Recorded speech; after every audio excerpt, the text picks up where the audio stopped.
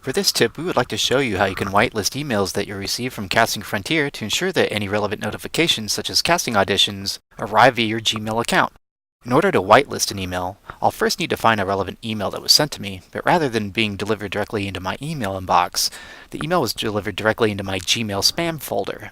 In Gmail, I can locate the spam folder from within my email account. If you don't see the spam folder right away, click on the More option. Next, locate the spam folder and click on it. This will present you with your spam inbox. You can either right-click on the email from the list view and select the Not Spam option from the pop-up, or you can click on the email to open it. Once opened, the page will present you with a banner at the top of the email alerting you that the email is being treated as spam. Simply press on the Report Not Spam button within the email.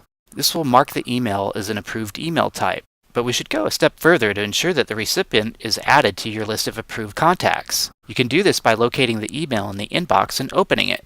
Once you are within the email, locate the Gmail More Options icon, press it, and select the Add Email to Contact list. Now the email from this sender has been whitelisted and added to the list of contacts.